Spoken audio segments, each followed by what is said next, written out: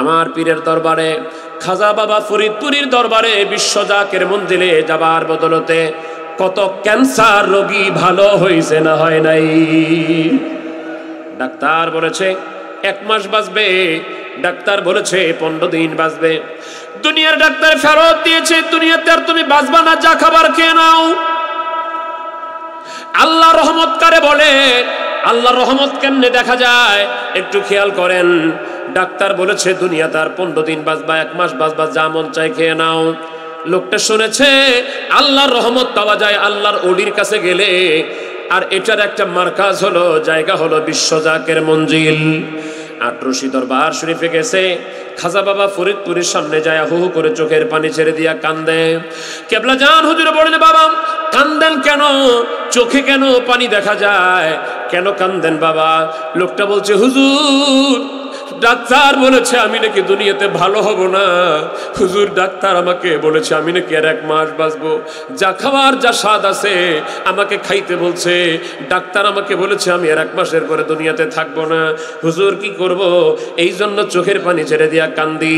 কেবলা জান হুজুর মৃদু একটু জালালি হয়ে বলেন, বাবা ডাক্তার কি খোদা হয়ে গেছে নাকি? বাবা জান তবরক খান, খেদমত করেন, আপনার দাদা হুজুরের উসিলায় আমার আল্লাহ দয়া করবে।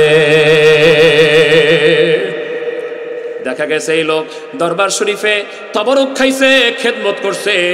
এই লোক যুগের পর যুগ বেঁচে থেকে বিশ্ব জাকের মঞ্জিলে খেদমত করেছে, আমার আল্লাহর জিকির করেছে, নবীর উপর দুরূদ ও সালাম পড়ে কালবকে জিন্দা করে করে কবরে শুয়েছে। আমার জাকের ভাইরা, ওই পীরের দরবারে আপনারা যারা বিশ্ব জাকের মঞ্জিলে এখনো যান নাই, আপনাদেরকে একটু পরে বলি, অন্য কথা বলবো। আমার জাকের ভাইদের প্রতি আমার যেহেতু একটা অধিকার আছে, আমার জাকের ভাইদেরকে আমি বলি, ওই মহাওলির কদমে খেদমত করার দরকার আছে না নাই? ওরস শরীফে খেদমতের দরকার আছে না? প্রাণ ভরে খেদমত করা দরকার না? আমার পীরের দরবার, আমার মুর্শিদের দরবার, সেখানে আমি কি কতটুকু খেদমত করব? দুনিয়াতে একটা কাজ যার কারণে হাসিল করেন, তাকে লাখ লাখ কোটি কোটি টাকা বিলাই দিতে কোনো দ্বিধাবোধ করেন না। যেই মুর্শিদের খাতিরে, যে আল্লাহর অলির খাতিরে ইহকালেও আল্লাহ রহমত পান, কবরে পাবেন, হাসরে পাবেন, মিজানে পাবেন, কুরসিরাতে পাবেন, যে অলির খাতিরে নবীকে পাবেন, ওই অলির কদমে প্রাণ ভরে জান মাল দিয়ে খেদমত করার দরকার আছে না নাই? হাত তুলে আমার জাকের ভাড়া বলেন, আছে না নাই? আছে, করা দরকার, করবেন, করবেন ইনশাআল্লাহ। বিগত দিনে যা করেছেন তার চেয়ে বেশি করবেন ইনশাআল্লাহ। দেশের পরিস্থিতি কিন্তু ভালো না ভাই। জাতীয় পরিস্থিতি বলেন, আন্তর্জাতিক পরিস্থিতি বলেন, সবাই চিন্তায় আছে। সরকার কি, বেসরকার কি, প্রশাসন কি, জনগণ কি, সবাই টেনশন আছে কখন কি হবে। কোনো জায়গায় শান্তি নাই, কে কোথায় কখন কাকে ধরে কি করবে কোনো দিশা নাই। এই জামানায় যদি বাঁচতে হয়, এই জামানায় যদি আল্লাহ রহমত পেতে হয়, আমি অন্য কথা বলবো না, আপনি এদিক সেদিক চিন্তা করে বলছেন আমি বাঁচবো, আল্লাহ রহমত পাবো, গ্যারান্টি নাই। কিন্তু আল্লাহর ওলিদের কাছে বাঁচা যায়, আল্লাহর ওলিদের কাছে গেলে রহমত পাওয়া যায়, কোরআনুল কারীমে তার গ্যারান্টি আছে। জোরে কোন সুবহানাল্লাহ। আল্লাহ পাক কোরআন পাকে বলেছেন তো, ইন্না রাহমাতাল্লাহি করিবুম মিনাল মুহসিনিন।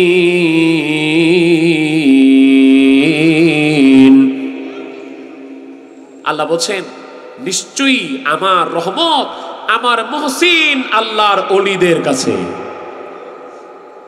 আল্লামা জুনায়েদ বাগদাদী রহমতুল্লাহর একজন মুরিদ, ওনার পাশে বসা, উনি বলছে, হুজুর আপনি না হয় আল্লাহর ওলি, জুনায়েদ বাগদাদী আপনি আল্লাহর ওলি, আল্লাহর রহমত আপনি পান, তো আমরা আপনার কাছে আসলে আমাদের লাভ কি? আপনার পাশে বসলে আমাদের লাভ কি? তো ওলি আল্লাহরা মাঝে মাঝে অনেক বাস্তব জিনিস দেখায়। তো উনি বলতেছে, বাবা শোনেন তো, এই যে আমার পিছনে, তখন তো আর কারেন্ট ছিল না যে ফ্যান দিয়ে বাতাস, তো উনার এক খাদেম ওনাকে বড় পাখা দিয়ে, হাত পাখা দিয়ে বাতাস করতেছে। তো জুনায়েদ বাগদাদী রহমতুল্লাহ বলছে, বাবা দেখেন তো, আমার খাদেম আমাকে বাতাস করে। জি হুজুর বাতাস করে। আচ্ছা বাবা, বাতাসটা কি খালি আমারই লাগে? না হুজুর, বাতাসটা তো খালি আপনারে লাগে না, আমরা আপনার পাশে বসে আছি, এই জন্য বাতাসটা তো আমাদেরকেও লাগতেছে। আল্লাহর ওলি জুনায়েদ বাগদাদী বললেন, বাবা শোনো, আমার আল্লাহর রহমত আল্লাহর ওলিদের উপরে নাজিল হয়, আমার আল্লাহ পাক বলছেন ইন্না রাহমাতাল্লাহি করিবুম মিনাল মুহসিনিন, নিশ্চয়ই আল্লাহর রহমত, আল্লাহর মুহসিন, আল্লাহর ওলিদের নিকটবর্তী। বাবা, আল্লাহর ওলির আশেপাশে যারা থাকে, আল্লাহর ওলির কাছে যারা আসা যাওয়া করে, তারাও আল্লাহর রহমতের ভাগীদার হয়ে যায়। এই জন্য আল্লাহর রহমত নাজিল হয় ওলি আল্লাহর দরবারে, বিশ্ব জাকের মন্দিরে। ওই বিশ্ব জাকের মন্দিরে যারা যায়, মাটিটাও পাড়ায়, আমার আল্লাহ রাব্বুল আলামিন তার মাথা থেকে পায়ের তলা পর্যন্ত একটা শান্তি আর প্রশান্তি দান করে দেয়। আপনার বিশ্ব জাকের মন্দিরে গেলে আপনাদের ভালো লাগে না ভাই? ভালো লাগে না?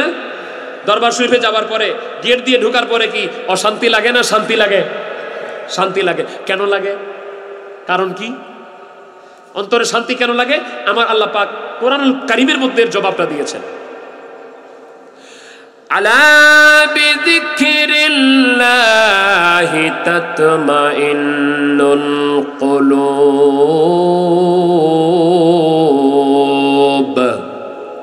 আল্লাহ বলেন সাবধান, বিযিকরিল্লাহি, আল্লাহর জিকির দিয়া, তাতমাইন্নুল কুলুব, তোমাদের অন্তরে শান্তি লাগবে, তোমরা অন্তরে শান্তি পাবা। তো বিশ্ব জাকের মঞ্জিল এমন একটা দরবার যেখানে রাত 3টার পরে উঠেও জিকির হয়, সকালে হয়, দুপুরে হয়, বিকালে হয়, সন্ধ্যা হয়, খালি জিকির আর জিকির, জিকিরের বাজনা, জিকিরের বাজনা। যে লোকটা জীবনে জিকির করে না, ওই লোকটা আটটুসি যায় আল্লাহ আল্লাহ জিকির করে না ভাই? আমরা জিকির করি, সবসময় জিকির করি, দাঁড়ায়ও করি, বসেও করি, শুয়েও করি, সর্বদাই জিকির করি। তো কিন্তু কিছু কিছু সময় আমরা যখন দাঁড়ায় জিকির করি একটু হাল হয়, বা কেউ কেউ মাথা নাড়ায় জিকির করে, আর কিছু কিছু মানুষ করে দেখো ভণ্ডামি করে। দাঁড়ায় দাঁড়ায় জিকির করবে কেন? দাঁড়ায় জিকির হবে কেন? আচ্ছা, আমরা আল্লাহর কোরআনকে একটু জিজ্ঞেস করি, আল্লাহর কোরআন আপনি বলে দেন তো আমার আল্লাহকে দাঁড়ায় জিকির করা পারমিশন দিছে?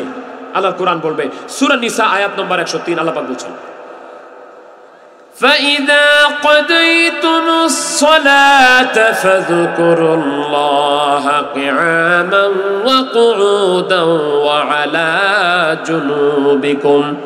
আমার আল্লাহ বলেন যখন নামাজ শেষ করে ফেলবা তখন তোমরা কিয়ামান, that means in English standing, দাঁড়ায়া দাঁড়ায়া আমি আল্লাহর জিকির করো।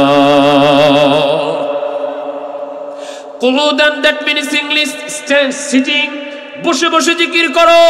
ওয়ালা জুনুবিকুম, শুধু দাঁড়িয়ে নয়, বসে নয়, লাইং, শুয়ে শুয়ে জিকির করো। তাহলে শুয়ে, বসে, দাঁড়িয়ে সর্বহালতে জিকির করার হুকুম কার? বেদাত হবে? নাজায়েজ হবে? মাথা নাড়ান কেন? জিকির তো করেন, মাথা নাড়ান কেন? আল্লাহ আল্লাহ আল্লাহ। মাথা নাড়ানোর দলিল কই? দলিল তো দিব, বাস্তব একটা দলিল দিয়ে যাই। আগামীকালকে কোনো একটা হাফিজি মাদ্রাসায় যায়েন, হাফিজি মাদ্রাসায় যায় দেখবেন এই হাফেজ ছাত্রটা সুন্নি তরিকতপন্থী হোক বা খারেজি মাদ্রাসায় পড়ুক, সবার দেখছি আমি। আউযু বিল্লাহি মিনাশ শাইতানির রাজিম, বিসমিল্লাহির রহমানির রহিম, আলিফ লাম মিম, যালিকাল কিতাবু লা রাইবা ফীহি হুদাল লিল মুত্তাকিন আল্লাযীনা ইউমিনুনা বিল গায়বি ওয়া ইউকিমুনাস সালাতা ওয়া মিম্মা রাযাকনাহুম ইউনফিকুন। হাফেজ সাহেব জুলে, ছাত্রও জুলে। আমি যদি জিজ্ঞেস করি যে আপনি কোরআন তেলাওয়াত করতেছেন, ঝুঁকতেছেন কেন? কয়েকটা একটা তাসির আছে। তা আমার কথা হলো কোরআন তেলাওয়াতের তাসির আছে, ওইখানে ঝুঁকতেছেন সমস্যা নাই। তো আমার আল্লাহর জিকিরের তাসির আছে না ভাই? থাকতে পারে না? পারে। ছবির ভাষায় আমার পীরকে বাজার মাঝে মাঝে বলতেন, দেখো নাকি আরবের ওসর সে দেশে, সঙ্গীতে নাচিছে উট ভবের আবেশে। তোমার মধ্যে যদি না থাকে উন্মাদনা, গর্ধব তুমি নর কভূত না। হাদিস শরীফে আসছে যখন নবীজির সাথে উটগুলি হেলতেন দুলতেন, হযরতে আনজাসা রাদিয়াল্লাহু তাআলা সঙ্গীত গাইতেন, নবীজির সাথে সাথে আনজাসা যাইতেন, সঙ্গীত গাইতেন। আনজাসার সঙ্গীত শুনে শুনে উটগুলি হেলতেন দুলতেন। খাজা বাবা ফরিদপুরি বলেন, দেখো না সঙ্গীত শুনে উটগুলাও হেলতে দুলতেছে। তুমি যদি মানুষ হইয়া তোমার ভিতরে কোনো ভাবের সৃষ্টি না হয়, তুমি তো মানুষ না, তুমি গাধা। এটা একটা ভাব হবেই, হতে পারে। এইগুলিকে পেঁচায়া টেঁচায়া, এটা করায়া মানুষগুলি বিভ্রান্তি করতেছে। আমার ভাইরা, আমি শুনে যাই আমার নবীর কাছে যে আমি ফিনিশিং দিয়ে দিই। নবীর দরজার সামনে যুবক দাঁড়ানো, মনে আছে আপনাদের? যারা প্রথম থেকে শুনছেন তাদের মনে আছে। যুবকের গুণ ছিল কি? সবচেয়ে দামি পোশাক পরত। গুণ ছিল কি? সব চাইতে দামি আতর ব্যবহার করত। গুণ ছিল কি? 70 জন মেহমানকে মেহমানদারি করত। যেদিন মেহমান তার বাড়িতে মেহমান খেত, সোনা রূপা মিশ্রিত প্লেট, গ্লাস, বাটি, থালা, জগ যা ছিল তা হাদিয়া দিয়ে দিত। ওই যুবকটা দাঁড়ানো। সাহাবীরা চিন্তা করে, কিরে এই যুবক তো এখানে দাঁড়ানোর কথা না। কারণ হলো অনেক মানুষ চিন্তা করে যে এই এলাকার লাখপতির ছেলে, ও তো এই মাহফিলে বসার কথা না, ও তো সোফায় বসবে, চেয়ারে বসবে, ও তো দামি দামি কার্পেটের মধ্যে বসবে, ও চটের মধ্যে বসবে কেন? এটা অনেকের মনে আমার এই ধারণাটা আছেও। আমার বাপ তো লাখ লাখ টাকা কামাই করে, আমি বিছানা ওইখানে বসবো কেন? আমি আবার বলি, আপনার বাবার দেওয়া লাখ লাখ টাকার সম্পদের চাইতে, পোশাকের চাইতে এই জায়গাটার দাম আল্লাহর কাছে আজকে অনেক বেশি। তো সবাই সাহাবীরা চাকা দেখে, কিরে মুসআব ইবনে উমাইর এখানে কেন? দেখতে দেখতে নবীজির চোখটাও পড়ে গেছে। দয়াল নবীজির চোখ মুবারকও মুসআব ইবনে উমাইরের দিকে পড়ে গেছে। নবীজি তাকাচ্ছেন মুসআবের দিকে, মুসআব তাকাচ্ছেন নবীজির দিকে। নবীজি দুই একটা কথা মুসআবকে বলার চেষ্টা করছেন। নবীজি মুসআবকে, যুবককে উদ্দেশ্য করে দুই একটি কথা বলার চেষ্টা করছেন। যখন নবীজির নূরের চাহনি, নূরের দৃষ্টি, আমাদের এই চোখের দৃষ্টি চাহনি আর নবীর চাহনি এক না। আমাদের এই চোখের চাহনি, ওলি আল্লাহদের চাহনি এক না। আমার নবীজি বলছেন তিরমিজি শরীফের 2য় খণ্ডের 145 পৃষ্ঠায়, ইত্তাকু ফিরাসাতাল মুমিন ফাইন্নাহু ইয়ানজুরু বিনুরিল্লাহ। মুমিনে কামিল ওলি আল্লাহদের চাহনি শক্তিকে তোমরা ভয় করো, কারণ তোমরা এমনে দেখো। মুমিনে কামিল ওলি আল্লাহরা শুধু এমনে দেখে না, মুমিনে কামিল আল্লাহর ওলিরা আল্লাহর নূর দিয়া দেখে। সে যখন এই চোখ দিয়া তাকায়, আপনার চোখের দিকে তাকায়া আপনার এই জায়গাটাতে কি আছে এটার পরাটাও পরে ফেলে। আল্লাহর হাবিব মুসআবের দিকে তাকিয়ে আছেন। মুসআব আমার দয়াল নবী রাসূল পাক সাল্লাল্লাহু আলাইহি ওয়াসাল্লামের দিকে তাকিয়ে আছেন। বেশিক্ষণ যায় নাই, মুসআব হাতটি বাড়িয়ে দিয়ে বলতেছেন, ইয়া রাসূলুল্লাহ, ইয়া হাবিবাল্লাহ, আর দেরি নয়, দেরি নয়, আমাকে এখনই কলেমা পড়ায়া মুসলমান বানায়া দেন। মুসআব কলেমা পড়লো, মুসলমান হয়ে গেল। নবীজি বললেন, মুসআব রে, তুমি কলেমা পড়েছো, মুসলমান হয়েছো, এবার কোরআন শিখতে হবে। আমি নবী তোমাকে কিছু হাদিস বলবো, ইসলাম শিখাবো, তুমি শিখবা। জি হুজুর শিখবো। যখন নামাজের সময় হয়ে যায়, নবীজি মুসআবকে নিয়ে নামাজের মধ্যে দাঁড়িয়ে যান। একদিন জানালার ফাঁক দিয়া তদানীন্তন সময়ে কাবা শরীফের চাবি যার হাতে, তার নাম হলো উসমান ইবনে তালহা। কাবা শরীফের চাবি যার হাতে, সেই উসমান ইবনে তালহা ওই দারুল আরকাম, ওই ঘরের জানালা দিয়ে নজর করে দেখে মুহাম্মদ সাল্লাল্লাহু আলাইহি ওয়াসাল্লামের সাথে অন্য সাহাবীরা নামাজ পড়ে। শুধু অন্য সাহাবীরা না, মুসআব নবীর পিছনে নামাজে দাঁড়িয়ে গেছে। উসমান ইবনে তালহার জানতে আর বাকি থাকলো না যে মুসআব নামক মক্কার সবচাইতে সম্ভ্রান্ত যুবকটা মুসলমান হয়ে গেছে। কাবা শরীফের চাবি যার হাতে, সে তখনও মুসলমান হয় নাই। সে বুঝলো মুসআব মুসলমান হয়ে গেছে। মুসআবের এলাকা যেটা, উসমান ইবনে তালহার মহল্লা সেটা। মুসআবের মাকে উসমান ইবনে তালহা যায় বলল, মুসআবের মা রে, তোমার ছেলে মুসআব তো বড় ভুল করে ফেলেছে, বড় অন্যায় করে ফেলেছে। কয়, আমার ছেলে কি করেছে? বলে, তোমার ছেলে পথভ্রষ্ট হয়ে গেছে, তোমার ছেলে মুসলমান হয়ে গেছে। এই ছেলেটা কি পথভ্রষ্ট হয়েছে? না, পথ খুঁজে পেয়েছে। আর ওদের ভাষায় পথভ্রষ্ট হয়ে গেছে। তাই নাকি? কিভাবে বুঝলা? উসমান ইবনে তালহা বলে, মুসআব ইবনে উমাইরের মারে, আমি আমার নিজ চোখে দেখেছি তোমার মুসআব নামাজ আদায় করতেছে। মুসআবের মা বলে, আসুক আজকে বাড়িতে, আসুক। সন্ধ্যাবেলা মুসআব এসেছে। মুসআবের মা বলছে, দাঁড়াও। মুসআব আশ্চর্য হয়ে গেছে। মা, অন্যদিন তুমি আমাকে কত সুন্দর করে আদর করে ডেকে কাছে নাও, আজকে তুমি আমাকে দাঁড়াতে বলছো। কয়, ওখানে দাঁড়াবা, জবাব প্রশ্ন করব, জবাব যদি আমার মন মতো হয় ভিতরে ঢুকতে পারবা, আমার মন মতো জবাব না দিতে পারলে ওখান থেকে বিদায় করে দেবে। মা, কি যে প্রশ্ন বলো? কয়, তুমি বলে মুসলমান হইছো? মা, কোথায় শুনলা? কোথায় শুনছি সেটা বড় বিষয় না, বলা মুসলমান হয়েছো কিনা। মুসআব ইবনে উমাইর চিন্তা করে, আমি মুসলমান হয়েছি। মুসলমান মিথ্যা কথা বলতে পারে না, পারে? কিন্তু আমরাও তো মুসলমান, মিথ্যা ছাড়া ব্যবসা হয় না, আমরা মুসলমান। মুসআব ইবনে উমাইর বললে, হ্যাঁ মা, মুসলমান হয়ে গেছি। মুসআবের মা বলে, ছেড়ে দাও। কয়, না, ছাড়বো না, ছাড়তেই হবে। কয়, না, ছাড়বো না। তোমার সিদ্ধান্ত কি এটাই নাকি? কয় হ্যাঁ আমার সিদ্ধান্ত এটাই, আমি ছাড়বো না, ইসলাম ছাড়বো না, মুহাম্মদ সাল্লাল্লাহু আলাইহি ওয়াসাল্লামকে ভুলবো না। মুসাবের মা বলে যদি তুমি ইসলাম না ছাড়ো, মুহাম্মদ সাল্লাল্লাহু আলাইহি ওয়াসাল্লামকে না ছাড়ো, তাহলে আমারও সিদ্ধান্ত জেনে নাও। কয় কি সিদ্ধান্ত? তো আমার সিদ্ধান্ত হলো যদি ইসলাম না ছাড়ো, মুহাম্মদ সাল্লাল্লাহু আলাইহি ওয়াসাল্লামকে না ছাড়ো, তাহলে তোমাকে দামি আতর ছাড়তে হবে, দামি পোশাক ছাড়তে হবে, আমার বাড়িতে কোনো মেহমান আনতে পারবা না, আমার জমির কোনো অংশ টাকা পয়সা তুমি পাবা না। মুসআব ইবনে উমাইর বলল মাগো তোমার কি এটা চূড়ান্ত সিদ্ধান্ত কিনা? মুসআবের মা বলছে এটাই আমার ফাইনাল সিদ্ধান্ত, হয়তো তুমি মুহাম্মদকে ছাড়বা, ইসলাম ছাড়বা, না হলে টাকা পয়সা পোশাক আদি দামি আতর ছাড়বা। মুসআব ইবনে উমাইর বলে মাগো তাহলে আমার সিদ্ধান্ত শুনে নাও, তোমার বাড়ি, তোমার দেওয়া টাকা পয়সা, তোমার দেওয়া ধন দৌলত, দামি আতর, দামি পোশাক, দামি খাবার সহ তাম দুনিয়া ছেড়ে দিলাম, সব কিছু ছেড়ে দিয়া আজকে থেকে মুহাম্মদ সাল্লাল্লাহু আলাইহি ওয়াসাল্লামের কদমে ইসলামকে শক্ত করে ধরলাম। গায়ের পোশাক খুলে দিয়েছেন, শুধুমাত্র ছোট্ট একটা পোশাক পরে মাকে সব দিয়ে দিলেন, নবীজির কদমে গেলেন। মুসাব কি ব্যাপার, তোমার অবস্থা এরকম কেন? কারণ এ তো সবচেয়ে দামি পোশাক পরে আছে। মুসাব অবস্থা কেন? গোটা কাহিনী করে বললেন হুজুর ইয়া রাসূলুল্লাহ, আপনার কদমে থাকার জন্য আমাকে সব করতে হয়েছে, মায়ের শর্ত পূরণ করার জন্য সব কিছু ছাড়তে হয়েছে। আমি মাকে বলেছি মা আমার নবীকে পাওয়ার জন্য, ইসলামের জন্য আতর ছাড়লাম, খাবার ছাড়লাম, পোশাক ছাড়লাম, গোটা দুনিয়া সহ তোমার সম্পদ ছাড়লাম। হুজুর আমি এই কথা বলে মায়ের কাছ থেকে বিদায় নিয়ে এসেছি। আমার নবী বলেন মুসাব রে সঠিক সিদ্ধান্ত নিয়েছো, যাও রে মুসাব, তোমার মা তোমাকে দাঁড়িয়ে দিয়েছে। দুনিয়ার কোনো সম্পদ পাও নাই, টাকা পাও নাই, পোশাক পাও নাই, আতর পাও নাই, মেহমানদারি করার সুযোগ পাও নাই, তামাম দুনিয়া তুমি ছেড়ে দিয়েছো। মুসাব রে আসো আসো, আমি নবী তোমাকে আমার কদমে জায়গা দিলাম।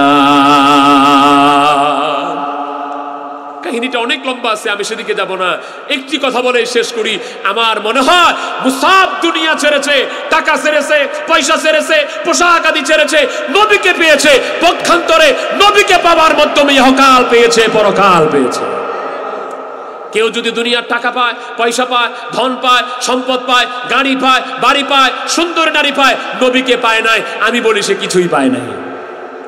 আর যদি কিছুই না পায়, নবীকে পেয়ে যায়, আমার বিশ্বাস সেই ইহকাল পরকালের ধনী হয়ে যায়। সেই নবীকে পাবার কারখানা হলো আল্লাহর ওলিদের দরবার। ওলি ছাড়া কেউ নবীকে পায় নাই ভাই। মদিনাতুল মুনাওয়ারায়, দয়ার নূরের শহর মদিনাতুল মুনাওয়ারায়, আল্লাহর হাবিবের নূরের শহরে গিয়ে সেখানে একটা মসজিদ আছে।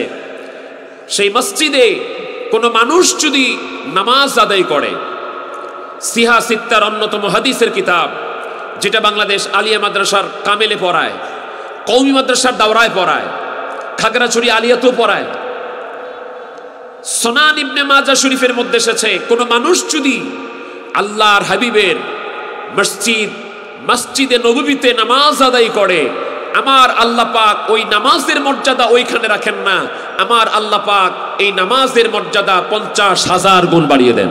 আর কোন মানুষ যদি বাইতুল্লাহ শরীফ, কাবা শরীফের চারপাশে যে মসজিদ, মসজিদ হারাম, এইখানে যদি কেউ নামাজ আদায় করে, তার মর্যাদা আমার আল্লাহ পাক 1,00,000 গুণ বাড়িয়ে দেন। তো মসজিদে নববীতে নামাজ পড়ার পরেও একটা ছোট্ট জায়গা আছে, এই জায়গাটা এই প্যান্ডেলের এত বড় হবে না, ছোট জায়গা আছে, ওই জায়গাটাতে ঢুকার জন্য মানুষ ব্যাকুল হয়ে যায়, পেরেশান হয়ে যায়, কখন ওই জায়গাটাতে ঢুকবো। এটা আল্লাহর শুকর যে আমার আল্লাহ পাক আমাকে ওই জায়গার মধ্যে 2 বার ঢোকার সুযোগ দিয়েছেন, 2 বার ঢুকে সেই জায়গাটাতে ঢোকার জন্য মানুষগুলি পাগল হয়ে যায়, পেরেশান হয়ে যায়। এখন অ্যাপের মাধ্যমে অ্যাপ্লিকেশন করে সেই জায়গায় টাইম দেওয়া হয়, সেই জায়গাতে ঢোকা হয়। যদি জিজ্ঞেস করি সেই জায়গাতে মানুষ ঢোকার জন্য কেন পাগল হয়, পেরেশান হয়ে যায়, জবাব আসবে সহিহুল বুখারীতে হযরত আবু আব্দুল্লাহ মুহাম্মদ ইবনে ইসমাইল ইবনে ইব্রাহিম আল জৌফি আল বারদিসবা আল বুখারী রাহমাতুল্লাহ আল জামিউল মুসনাদুস সহিহুল মুখতাসারু মিন উমুরি রাসূলিল্লাহ সাল্লাল্লাহু আলাইহি ওয়াসাল্লাম ওয়া সুনানিহি ওয়া আইয়ামিহি, যার সংক্ষিপ্ত নাম হচ্ছে বুখারী শরীফ। এই বুখারী শরীফের মধ্যে আল্লাহ পাকের হাবিবের পবিত্র জবান মুবারক একটি হাদিস উল্লেখ এসেছে। আল্লাহর হাবিব বলেছেন, মা বাইনা বাইতি ওয়া মিম্বারি হিয়া রাউদাতুম মিন রিয়াদিল জান্নাহ।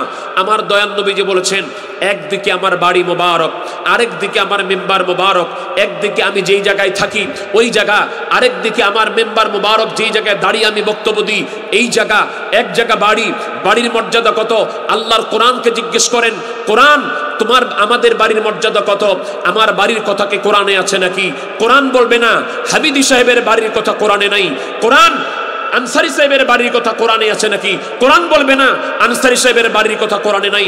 কোরআন আখতার কামাল সাহেবের বাড়ির কথা কোরআনে আছে নাকি? কোরআন বলবে না তোমাদের কারো বাড়ির কথা আমি কোরআনের মধ্যে নাই। কোরআন তুমি বলে দাও আমার নবীর বাড়ির মর্যাদা কত? কোরআন বলবে আমার ভিতরে 49 নম্বর সূরা যেটা, এই সূরাটা হলো আমার নবীর বাড়ি সম্পর্কে। জোরে বলুন সুবহানাল্লাহ। আল্লাহর কোরআনে 49 নম্বর যে সূরা, এই সূরাটি আল্লাহ পাক দান করেছেন, যার নাম হলো সূরাতুল হুজুরাত, অর্থাৎ দয়াল নবীজির বাড়ি মোবারক সম্পর্কে আলোচনা। তাহলে যেই বাড়ির মোবারকের কথা কোরআনে আছে একটা আলাদা সূরা, ওই বাড়ির মর্যাদা আছে না নাই? নবী বলেন ওই আমার বাড়ি যেখানে আমি বিশ্রাম ফরমাই। এই সূরার মধ্যে কি আছে? এই সূরার মধ্যে একটি অংশের কথা না বললে আমি আমার হৃদয়কে বুঝ দিতে পারছি না। ওই সূরার মধ্যে আছে আমার নবী রাহমাতুল লিল আলামিন যদি তিনার হুজরা মুবারকের মধ্যে থাকে বাইরের থেকে ডাকা যাবে কিনা, আমার নবী যে আরাম ফরমাইলে তার সাথে কেমন আচরণ করতে হবে, আমার নবীর জন্য কি করতে হবে, আমার নবী কথা বললে তখন সাহাবীরা কি করবে, অর্থাৎ আমার নবীর সঙ্গে কথা বলার আদব, আমার নবীকে ডাকার আদব আমার আল্লাহ রাব্বুল আলামিন কোরআনুল কারীমের সূরা হুজুরাতের মধ্যে দান করে দিয়েছেন। তো একদিকে বাড়ি আরেকদিকে মিম্বার, মা বাইনা বাইতি ওয়া মিম্বারি, একদিকে আমার বাড়ি আরেকদিকে মেম্বার। মেম্বার আবার কোনটা? আল্লাহর হাবিবের মেম্বার মোবারক হলো যেই জায়গাটিতে দাঁড়িয়ে রাহমাতুল লিল আলামিন তার সাহাবায়ে কেরামদেরকে কথা শোনাতেন। সাহাবায়ে কেরাম নবীজির বক্তব্য শুনতো, এটার নাম মেম্বার। আমাদের খাগড়াছড়িতে প্রত্যেকটা মসজিদে মেম্বার আছে। প্রত্যেকটা মসজিদে জুমার দিন ইমাম সাহেব আরবি যে খুতবাটি দান করে ওই মিম্বারের উপর দাঁড়িয়ে দান করে। এটা আমাদের এলাকার মসজিদের মিম্বার।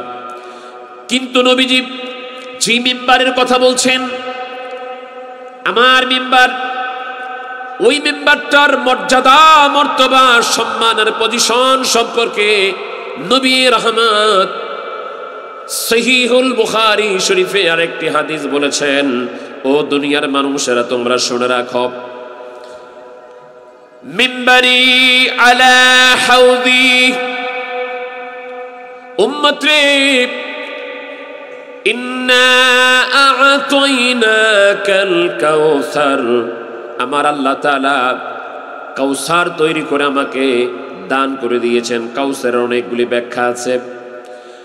সবচেয়ে সুন্দর ব্যাখ্যা হলো আমার আল্লাহর যত নিয়ামত, আমার আল্লাহর যত বরকত, আমার আল্লাহ রাব্বুল আলামিনের দামি দামি যত জিনিস আমার আল্লাহ রাব্বুল আলামিন সৃষ্টি করে গোটা কল্যাণকর যত জিনিস আছে আমার আল্লাহ পাক তার হাবিবকে সমস্ত কল্যাণের জিনিসগুলি দান করে দিয়েছে। তার মধ্যে মাত্র একটা হলো হাউজে কাউসার, যেটার পানি দুধের চেয়ে বেশি সাদা, মধুর চেয়ে বেশি মিষ্টি, মেশকের চেয়ে বেশি ঘ্রাণ। নবী আমার নিজ হাতে পান করাবেন, যেই পানি মানুষ একবার পান করলে আর পিপাসার্ত হবে না। আমার রাসূল বলেন, উম্মত শুনে রাখো আমার মিম্বার কোথায় জানো? আমি যে মিম্বারে দাঁড়িয়ে খুতবা দিই এই মিম্বার কোথায় একটু শুনে নাও। আমার আল্লাহ তাআলা যে হাউজে কাউসার দান করেছেন ওই হাউজে কাউসারের উপরে হলো আমার মিম্বার, অর্থাৎ আমার আল্লাহ তাআলা হাউজে কাউসার সৃষ্টি করে আমি নবীর কদমের নিচে হাদিয়া দিয়ে দিয়েছেন। তো একদিকে নবীর বাড়ি আরেকদিকে মিম্বার।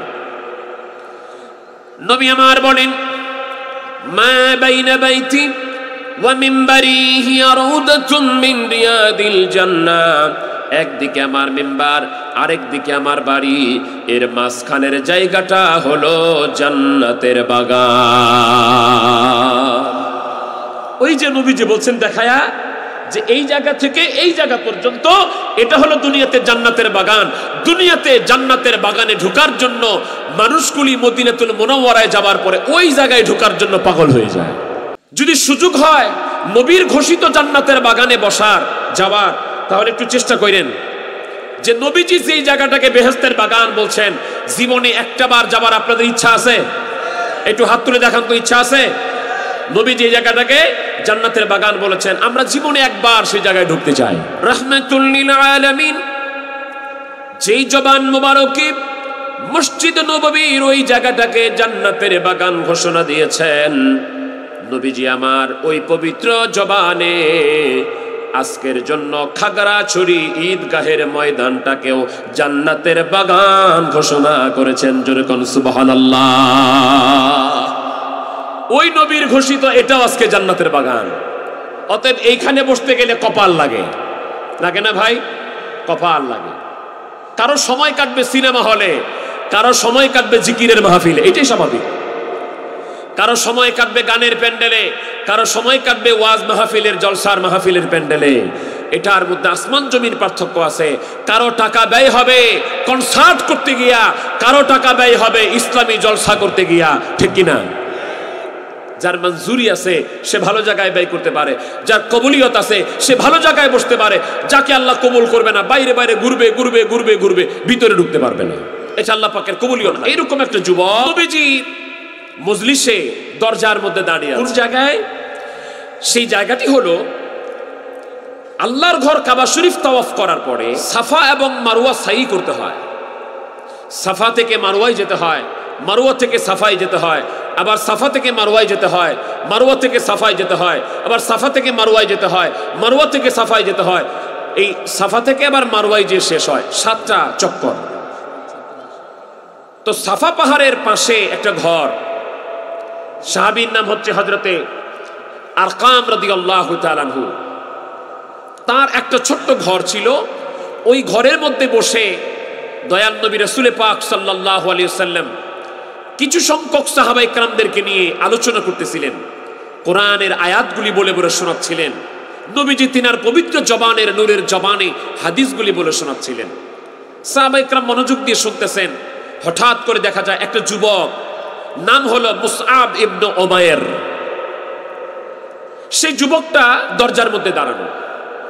তো যুবক যখন দরজার মধ্যে দাঁড়িয়েছে, তখন অন্যান্য সাহাবীরা যুবকের দিকে তাকিয়ে আছে। কিরে, মুসআব ইবনে উমাইর এই জায়গায় দাঁড়ানো?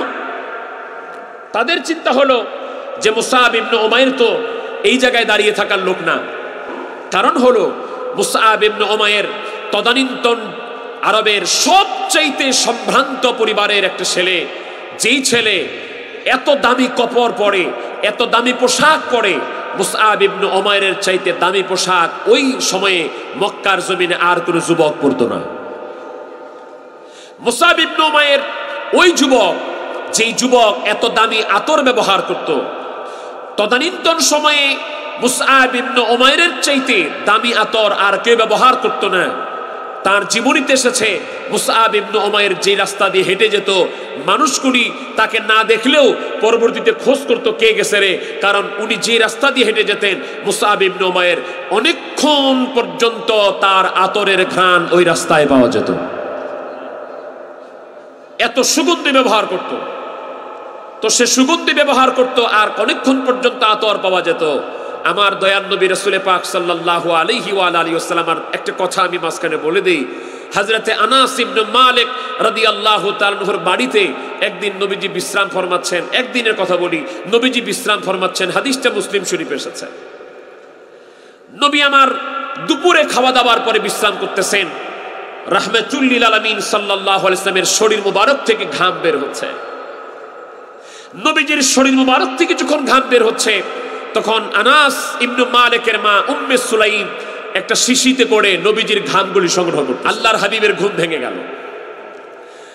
আল্লাহর হাবিব জিজ্ঞেস করলেন, কিরে উম্মে সুলাইম, আমার ঘামগুলি তুমি কেন সংগ্রহ করো? কি দরকার তোমার আমার ঘাম সংগ্রহ করার? হযরত উম্মে সুলাইম আনাস ইবনে মালিকের মা বলেন, ইয়া রাসূলুল্লাহ, ইয়া হাবিবাল্লাহ, ওগো দয়াল নবীজি, আপনার ঘামগুলি আমি সংগ্রহ করতেছি। হুজুর, আপনার ঘামগুলি আমি আতর হিসেবে ব্যবহার করব। হুজুর, আমরা সবাই জানি পৃথিবীর যত সুগন্ধি আছে, মেশক আর আম্বর আছে, সবার চাইতে আমার নবীজির ঘাম মোবারকগুলি বেশি সুগন্ধময়। শুধু কি তাই? আল্লামা আনোয়ার শাহ কাশ্মীরি রাহমাতুল্লাহ আলাইহি বলেন, নবীজির শুধু ঘাম নয় রে ভাই, নবী রহমত দয়াল নবী রাসূল পাক সাল্লাল্লাহু আলাইহি ওয়াসাল্লাম যদি পেশাব মোবারক করতেন, পায়খানা মোবারক করতেন, আমার দয়াল নবীজির শরীর মোবারক থেকে যে পেশাব আর পায়খানা মোবারক বের হতো, ওগুলোর থেকেও সুগন্ধি বের হতো। সাহাবায়ে ইকরাম বলেন, আমার দয়াল নবীজি কোন রাস্তা দিয়ে যদি হেঁটে যেতেন, আমরা দয়াল নবীজির পরে রওনা দিতাম। চোখ দিয়া নবীজিকে দেখা যেত না, রাস্তা দিয়ে হাঁটতাম, আমরা পিছনে পিছনে হেঁটে যেতাম। হঠাৎ করে সামনে যে যখন চৌরাস্তা পড়ে যেত, কোন দিকে নবীজি গিয়েছে, 3টা 4টা রাস্তা, কোন দিকে নবী আমার গিয়েছেন আমরা যখন চোখে দেখে বলতে পারতাম না, তখন আমরা ঘ্রাণ নিতাম যে যে রাস্তা দিয়া আমার দয়াল নবীজির ঘ্রাণ পাওয়া যায়, ওই রাস্তা দিয়া যাইতে যাইতে আমার নবীকে পেয়ে যেতাম। নবী আমার রাস্তা দিয়ে হাঁটতেন, হাঁটতে হাঁটতে এমন কোন ছোট বাচ্চা যেত না যে বাচ্চার মাথায় আমার নবীজি হাত বুলায় দেন নাই। প্রত্যেকটা বাচ্চার মাথায় নবীজি হাত বুলায় দিতেন। আর আমরা বাচ্চাদেরকে দেখলে ধমক দিই, কষ্ট দিই। মসজিদে গেলে সহ্য করতে পারি না, না বাচ্চারা মসজিদে গেলে ধমক দিয়েন না। সেই বাচ্চাটা এখন নামাজ শিখে নাই, তারপরে মসজিদে যাচ্ছে, দেখবেন ছোট বাচ্চাটা বাবাকে দেখে, ভাইকে দেখে, চাচাকে দেখে ও সেজদা কি জানে না, কিন্তু যখন দেখে বাবা সেজদা দিচ্ছে, বাবা মাথা নত করতেছে, বড় ভাই মাথা নত করতেছে, চাচা মাথা নত করতেছে, তখন ওই বাচ্চাটা তার কপালটা মাটির মধ্যে লাগায় দেয়। সে বুঝে না আল্লাহকে সেজদা দিচ্ছি, কিন্তু এদিক দিয়ে আমার মালিক আল্লাহ খুশি হয়ে যায়। এই জন্য ছোট থেকে বাচ্চাদেরকে মসজিদে নামার চেষ্টা করবেন, বাচ্চাদেরকে সহসায় ধমক দিবেন না, বিশেষ করে কোন এতিমকে ধমক দিবেন। হাদিস শরীফে এসেছে, নবী আমার বলেন, আমার কোন উম্মত যদি কোন এতিমের মাথায় হাত বুলায়া দেয়, আমার উম্মতের হাতের নিচে ওই এতিমের মাথার যতগুলি চুল আর পশম পড়বে, আমার আল্লাহ পাক সম পরিমাণ সওয়াব আমার উম্মতের আমলনামায় দান করে দিবে। তো নবীজি ছোট বাচ্চাদের পাশ দিয়ে হেঁটে যান আর বাচ্চাদের মাথায় হাত বুলায় দেন। আমি হাদিস শরীফে দেখেছি, আমার নবীজির পবিত্র জীবন মুবারকে দেখেছি, আমার নবীজি রাহমাতুল লিল আলামিন যে বাচ্চার মাথায় হাত বুলায় দিতেন, কমপক্ষে 40 দিন পর্যন্ত ওই বাচ্চার মাথা থেকে মেশক আম্বরের ঘ্রাণ আসতো। তো মুসাব ইবনে উমাইর দামি আতর ব্যবহার করে ওই যুবক দাঁড়ানো। তার 3য় নাম্বার বৈশিষ্ট্য হলো, এই মুসাব ইবনে উমাইর একা একা খাবার খায় না, প্রতিদিন কমপক্ষে 70 জন মেহমানকে নিয়ে খাবার খায়। সে যেদিন মেহমানকে খাবার দেয়, ওই দিন ওই মেহমানকে সোনা রূপার মিশ্রিত থালি, বাটি, গ্লাস, জগ এগুলিতে খাবার দেয়। যেদিন যেই মেহমান তার বাড়িতে মেহমানদারি খায়, সেদিন ওই মেহমানকে এই প্লেট, জগ, গ্লাস, বাটি মুসাব ইবনে উমাইর হাদিয়া দিয়ে দেয়। তাহলে এবার বুঝেন সে কত ধনীর দুলাল। সে যুবকটা সেখানে দাঁড়ানো, আর এই মেহমানদারিটা নবীজির কাছে অনেক পছন্দের। নবীজির কাছে প্রশ্ন করা হলো, হুজুর আইয়ুল আমালে খায়র, হুজুর সবচেয়ে ভালো জিনিস কোনটা? আইয়ুল ইসলামে খায়র, 2টি ইবারত এসেছে। নবীজি বললেন, তুতঈমুত তাআমা ওয়া তাকরাউস সালামা মান আরাফতা ওয়া মান লাম তারিফ। সহিহ বুখারী শরীফের হাদিস কিতাবুল ঈমান এসেছে। নবীজি বলেন, উত্তম আমল হলো মানুষকে খাবার খাওয়ানো, উত্তম আমল হলো যাকে চিনো না চিনো সালাম দেওয়া। তাহলে মেহমানদারি করা কি বেদাত না সুন্নত? সবাই বলেন না, বেদাত না সুন্নত? মানুষকে খাবার খাওয়ানো। আমি এখন একটা যে জায়গার নাম বলবো, আপনারা অনেকে হয়তো শুনেছেন, অনেকে হয়তো শোনেন নাই। আমাদের খাগড়াছড়ি থেকে কয়েকশো কিলোমিটার দূরে, এই বাংলাদেশের ফরিদপুর জেলার সদরপুর থানার আটরশি নামক একটা গ্রাম আছে। এই গ্রামের মধ্যে 1354 বাংলায় 1947 সালের দিকে একজন ব্যক্তি এসে দেখলেন যে এইখানে ঈদের দিন, কুরবানির ঈদের দিন, কুরবানির ঈদের নামাজ পড়ার মানুষ নাই, সবাই লাঙ্গল জোয়াল নিয়ে মাঠে যায়, ঈদের নামাজ পড়ে না।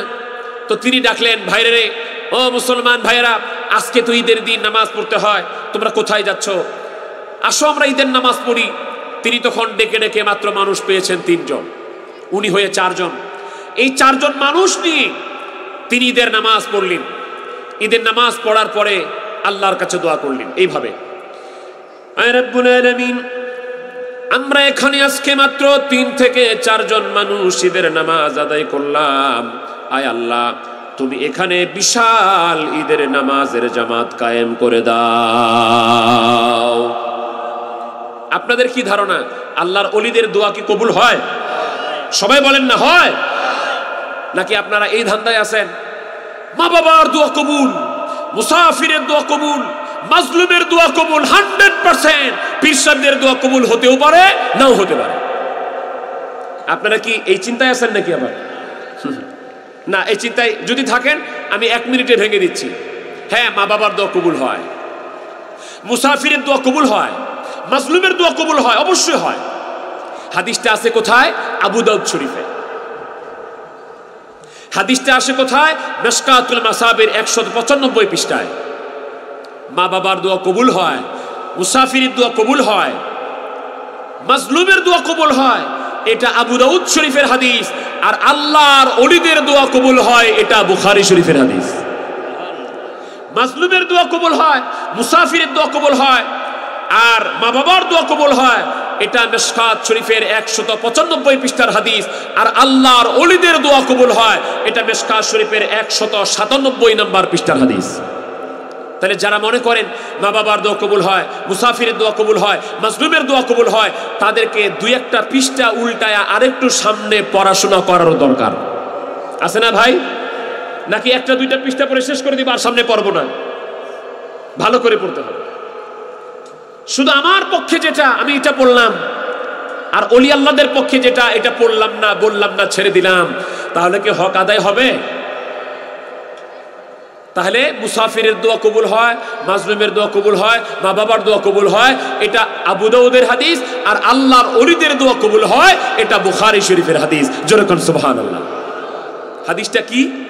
এবার আমি শোনায় দেই।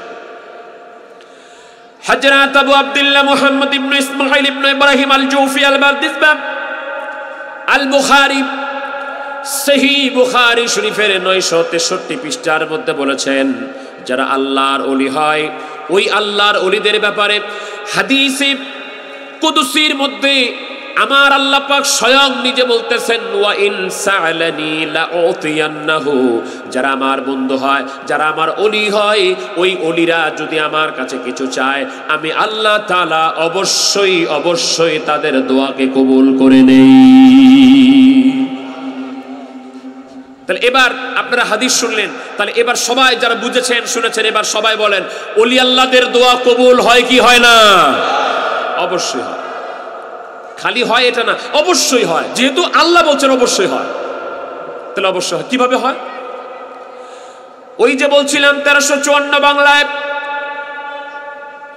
ফরিদপুর জেলার সদরপুর থানার 18 গ্রামে 3 জন মানুষ নিয়ে দোয়া করেছেন, আয় আল্লাহ, তুমি এখানে বিশাল ঈদের জামাত কায়েম করে দাও। আমার আল্লাহ তাআলা এমন ভাবে দোয়াকে কবুল করেছেন, যেই জায়গায় 3 জন মানুষ নিয়ে ঈদের জামাত শুরু হয়েছে, ওই জায়গায় এখন লক্ষ লক্ষ মানুষ নিয়ে ঈদের জামাত হয়। যারা গিয়েছেন তারা জানেন, শুধু ঈদের নামাজ না, বিশ্ব জাকির মঞ্জিলে সামনে আসতেছে জানুয়ারি মাস। এটা সাধারণত ফেব্রুয়ারি মাসে হয়, কিন্তু এবছরের জন্য আমরা আশা করতেছি যে জানুয়ারি মাসে হবে। বিশ্ব জাকির মঞ্জিলের মহা পবিত্র বিশ্ব ওরস শরীফ। আচ্ছা, ৮০ বিশ্ব জাকির মঞ্জিলের ওরস শরীফে ১০-১২ হাজার মানুষ হয় না? হয়।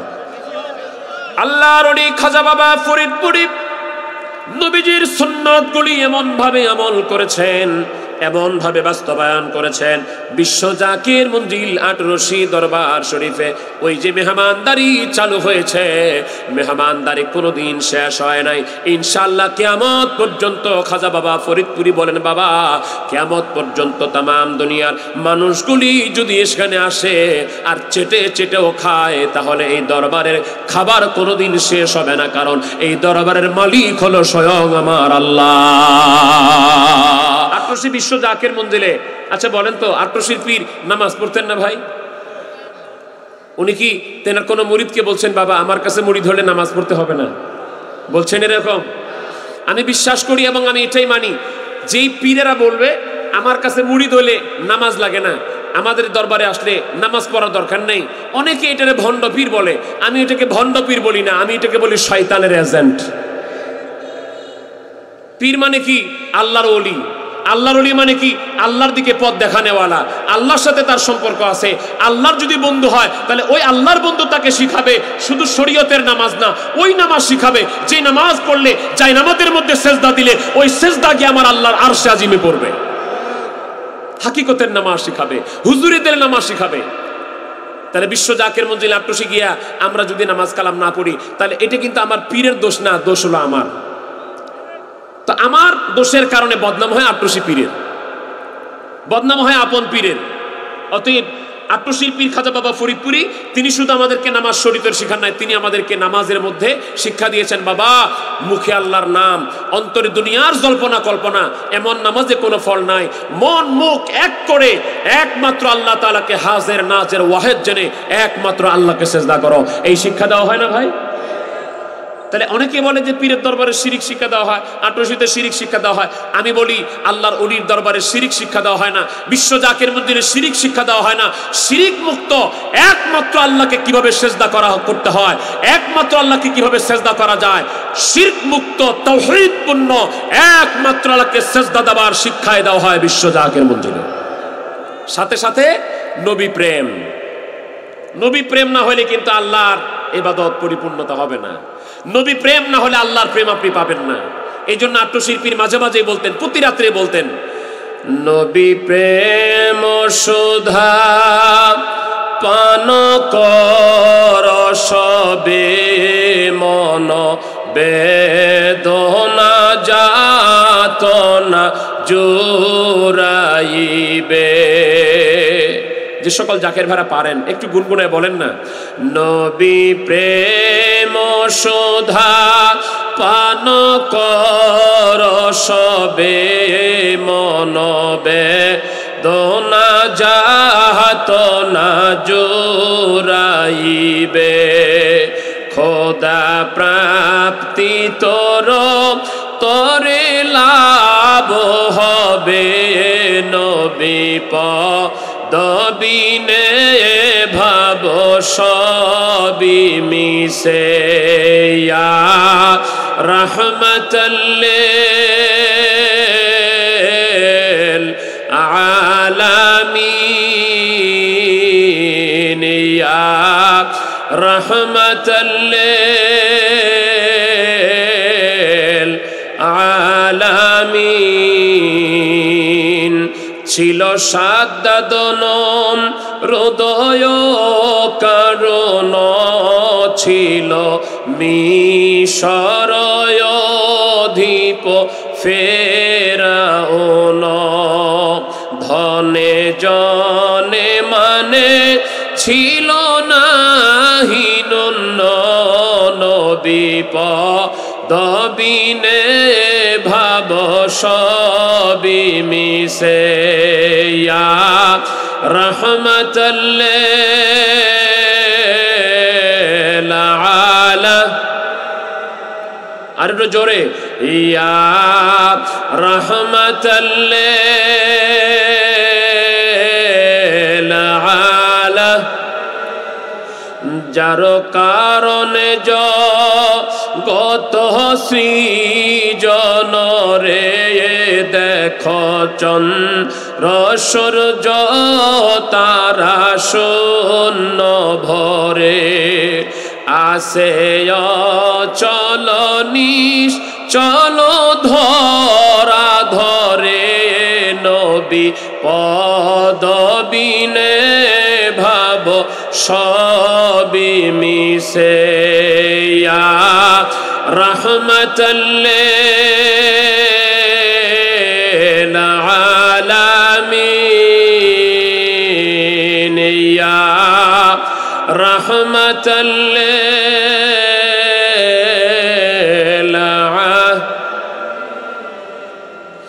আপনারা নবী প্রেম চান কিনা? একটু হাত তুলে দেখান না ভাই, নবী প্রেম চান কিনা? হাত নামান। কষ্ট পাইছেন আপনারা? আমি তো আমার প্রেমের কথা বলি নাই, নবীর প্রেম। নবীর সাথে প্রেম করলে আল্লাহর সাথে প্রেম হবে, সেটা আপনি চান কিনা সেটা আপনার ব্যাপার, কিন্তু চাওয়া লাগবে কেন? কারণ ঈমান ছাড়া আল্লাহকে পাওয়া যায় না, আর নবী প্রেম ছাড়া ঈমান হয় না। কিভাবে? সহিহ বুখারী শরীফে 6 পৃষ্ঠায়, বাংলাটা না যুবক ভাইরা, তোমরা আবার অ্যাপ যেটা বাংলা ডাউনলোড করা এটা বের করিও না, এটার মধ্যে পাবা না। বাংলা অনুবাদ করাটা না, যেটা আরবি অরিজিনাল, আরবি টু আরবি, যেটার মধ্যে জের জবর পেশ দেওয়া নাই, সে দেওবন্দি ছাপ সহিহ বুখারী 6 পৃষ্ঠার শেষের লাইন খেয়াল করেন। ইমাম বুখারী আবু আব্দুল্লাহ মুহাম্মদ ইবনে ইসমাইল বুখারী বলছেন এইভাবে, বাবু হুব্বুর রাসূলি সাল্লাল্লাহু আলাইহি ওয়াসাল্লাম মিনাল ঈমান, আমার দয়াল নবীর ভালোবাসার নাম হলো ঈমান। এজন্যই আট্টুসির পীর খাজা বাবা ফরিদপুরি সাফ বলে দিয়েছেন। আমি জানি না এত সুন্দর কথা ডিক্লেয়ার করেছেন কে, সাহস করে কে বলেছেন আমি জানি না। আট্টুসির পীর খাজা বাবা ফরিদপুরি সাফ বলে দিয়েছেন, দয়াল নবীর মহব্বতই প্রকৃত ঈমান। যার অন্তরে দয়াল নবীর মহব্বত যতটুকু, তার ঈমান ততটুকু। দয়াল নবীর মহব্বত যার অন্তরে নাই, তার ঈমান বলতে কোনো সম্পদ নাই। আমার নবীজি বুখারী শরীফের 7 পৃষ্ঠায় বলছেন, লা ইউমিনু আহাদুকুম হাত্তা আকুনা হাব্বা ইলাইহি মিন ওয়ালিদিহি ওয়া ওয়ালাদিহি ওয়ান নাসি আজমাইন। এই দুনিয়ার মানুষেরা শোনো, যতক্ষণ পর্যন্ত আমি নবীকে তোমরা তোমাদের বাবা মা, ছেলে সন্তান, तमाम দুনিয়ার মানুষের চাইতে, সব কিছুর চাইতে আমি নবীকে বেশি ভালোবাসতে না পারবা, আমি নবী বলে দিলাম, ততক্ষণ পর্যন্ত মুমিন হতে পারবা না। আমাদের উপমহাদেশের বড় একজন আল্লামা কবি ডক্টর ইকবাল বলতেন, মাগজে কোরআন রূহে ঈমান জানে দীন হস্তে হুব্বে রহমতাল লিল আলামিন। আমরা আজকে খুঁজি কোথায় ঈমান, কোথায় কোরআন, কোথায় দ্বীন ইসলাম, কোথায় তাফসীর, কোথায় আমার ধর্ম। আমরা সব ধর্মকর্ম খুঁজি, এক একজন খুঁজি এক এক জায়গায়। ডক্টর ইকবাল বলছেন, কোরআনের মগজ যদি পেতে চাও, মগজে কোরআন রূহে ঈমান, ঈমানের রূহ যদি পেতে চাও, জানে দ্বীন, দ্বীন ইসলামের জান যদি অর্জন করতে চাও, সবটার নাম হলো আমার দয়াল নবীজির ভালোবাসা। নবীর ভালোবাসা ছাড়া হয় না। আর নবীর সাথে যার ভালোবাসা হয়ে যায়, ওই লোকটা একদিন না একদিন ঘুমের ঘরে অবশ্যই আমার দয়াল নবীজিকে স্বপ্ন যোগে পেয়ে যায়। আট্টুসির পীর গ্যারান্টি দিয়ে বলেছেন, বাবা আমি যেই দিক নির্দেশনা আপনাদেরকে দিচ্ছি, আমি যেই পথে আপনাদেরকে চালনা করতেছি, বাবা তোমরা যদি আমার কথা মানতে পারো, আমার কথা মতো চলতে পারো, বাবা আমি তোমাদেরকে দয়াল নবীর সাথে পরিচয় করায় দিব। এই গ্যারান্টি আট্টুসির পীর খাজা বাবা ফরিদপুরি দিয়েছেন, এবং বাস্তবেও তিনি তাই করিয়েছেন। আমি কথাটা আজকেও 1 মিনিটে বলে ফেলি। আমাদের অনেক জাকের ভাইরা আছে যারা আমার পীর কেবলা জান হুজুরকে স্বপ্নে দেখেন, এখনো দেখেন। অনেক জাকের ভাইরা আছে আপন পীরকে স্বপ্নে দেখেন। অনেক জাকের ভাইরা দেখেন, দেখে হুজুর পাককে কদমবুসি করেন, দেখে কদমবুসি করেন। কদমবুসি মানে পায়ে চুমা দেওয়া, হাতবুসি মানে হাতে চুমা দেওয়া। ভালো করে বুঝেন, কদমবুসি পায়ে চুমা দেওয়া, হাতবুসি হাতে চুমা দেওয়া। কদমবুসি পায়ে চুমা দেওয়া, হাতবুসি হাতে চুমা দেওয়া, দোনোটাই ইসলামী শরীয়তে জায়েজ। তবে আল্লাহ ছাড়া কাউকে সেজদা দেওয়া নিষেধ। আল্লাহ ছাড়া কাউকে সেজদা দেওয়ার কথা আমরা বলি না, কিন্তু ইসলামী শরীয়ত যা বলে কদমবুসি করা, এটা ইসলামী শরীয়ত জায়েজ করেছে। অতএব আবু দাউদ শরীফের হাদিস, যেটা মিশকাতুল মাসাবির 403 পৃষ্ঠাে এসেছে, ওয়াফদে আব্দুল কায়েস গোত্রের প্রতিনিধিরা যখন মদিনাতুল মুনাওয়ারা এসেছেন, তারা বলছেন আমরা তাড়াতাড়ি করে আমাদের বাহন থেকে নামলাম, আর কাব্বালা ইয়াদান নবী সাল্লাল্লাহু আলাইহি ওয়াসাল্লাম ওয়া রিজলাইহি, তারা তাড়াতাড়ি করে বাহন থেকে নেমে আমার নবীজির কদমে চুমা দিয়েছেন, আমার নবীজির হাতেও চুমা দিয়েছেন। জোরে কোন সুবহানাল্লাহ। অতএব বিশ্ব জাকের মঞ্জিল আটশি দরবার শরীফ শরীয়তের গণ্ডিতে যা আছে তাই, তরিকতের গণ্ডিতে যা আছে তাই, শরীয়ত যেটাকে নিষেধ করে বিশ্ব জাকের মঞ্জিল তাকে নিষেধ করে, শরীয়ত যাকে জায়েজ বলে বিশ্ব জাকের মঞ্জিল তা জায়েজ বলে। ইসলামী শরীয়তের ফিকের মাসালায় ফিকে হানাফি যেভাবে আমল করে বিশ্ব জাকের মঞ্জিলে তা বলা হয়। তরিকতের পরিভাষায় তরিকে নাকশবন্দিয়া মুজাদ্দিদিয়া তরিকা যা আমাদেরকে আমল শিক্ষা দিয়েছে, সায়ের দিয়েছে, সুলুক দিয়েছে, মোরাকাবা দিয়েছে, মুশাহাদা দিয়েছে, জিকির দিয়েছে, ফিকির দিয়েছে, ওজিফা দিয়েছে, আমল দিয়েছে, দুরুদ দিয়েছে, সেইগুলি বিশ্ব জাকের মঞ্জিল হয়। বিশ্ব জাকের মঞ্জিলে আকীদার দৃষ্টিকোণ থেকে আকীদায়ে আহলে সুন্নাত ওয়াল জামাত যেটা ফলো করে, যেটা মান্য করে, যেটাই আহলে সুন্নাত ওয়াল জামাতের আকীদা, বিশ্ব জাকের মঞ্জিলের আকীদা তাই, যেটা মুজাদ্দিদ আল ফিসানের আকীদা সেটাই আটশি পীর খাজা বাবা ফরিদপুরের আকীদা। বিশ্ব জাকের মঞ্জিলের আকীদা সম্পর্কে যদি কারো সন্দেহ থাকে আমি আপনাকে স্পষ্ট ভাষায় বলি, আমি শুরু থেকে এখন পর্যন্ত যতগুলি কথা বললাম সবগুলি কি আমার আকীদা? সবগুলি আকীদা আপনি খুলতে হবে না। আটশির পীর খাজা বাবা ফরিদপুরি তিনার নসিহত শরীফে যা কিছু বলেছেন, তিনার মুরিদানদেরকে যা কিছু বলেছেন, কিছু নসিহত, কিছু তরিকতের পরিভাষা আছে, কিছু ইসলামের ব্যাখ্যা আছে, কিছু হাকিকতের ব্যাখ্যা আছে, কিছু মারিফতের ব্যাখ্যা আছে, এগুলিকে না বুঝে বুঝে এগুলিকে আকীদা বানায়েন না। আটশির পীর আকীদা কি? আটশির পীর আহলুস সুন্নাত ওয়াল জামাতের আকীদা রাখতেন কিনা এটা অন্য জায়গায় খুঁজে লাভ নাই। আটশির পীর খাজা বাবা ফরিদপুরি তিনার 23 খণ্ড নসিহত শরীফের মধ্যে 3 নম্বর খণ্ড যেটা হযরত মুজাদ্দিদ আল ফিসানি রাদিয়াল্লাহু তাআলা ও খাজা বাকি বিল্লাহ রাহমাতুল্লাহ সম্পর্কে লিখেছেন, তিনি সেই জায়গাতে 25টা পয়েন্ট আকারে, অন্য জায়গায় আকীদা খুঁজতে যাবেন না, 25টা পয়েন্ট আকারে আটশির পীর কি আকীদা পোষণ করতেন এবং আটশির পীরের মুরিদ সন্তানেরা কি আকীদা পোষণ করে স্পষ্ট আকারে আটশির পীরের আকীদা স্পষ্ট লেখা আছে, লিখিত আছে, পয়েন্ট আকারে দেওয়া আছে।